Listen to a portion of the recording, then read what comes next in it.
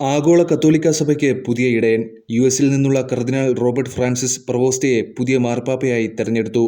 ഇദ്ദേഹം ഇനി ലിയോ 14 മാർപ്പാപ്പ എന്ന് അറിയപ്പെടും. യുഎസിൽ നിന്നുള്ള ആദ്യ മാർപ്പാപ്പയാണ് ഇദ്ദേഹം. പുതിയ മാർപ്പാപ്പ സ്ഥാനവസ്ത്രങ്ങൾ അണിഞ്ഞ് സെന്റ് പീറ്റേഴ്സ് ബസിലിക്കയുടെ ബാൽക്കണിയിൽ എത്തി വിശ്വാസികളെ അഭിസംബോധന ചെയ്തു. പാപ്പയെ തിരഞ്ഞെടുക്കാനുള്ള കോൺക്ലേവ് നടക്കുന്ന സിസ്റ്റീൻ ചാപ്പലിലെ ചിമ്മിനിയിൽ നിന്ന് വെളുത്ത പുക ഉയർന്നതോടെയാണ് പുതിയ മാർപ്പാപ്പ തിരഞ്ഞെടുക്കപ്പെട്ടതായി സ്ഥിരീകരിക്കപ്പെട്ടത്.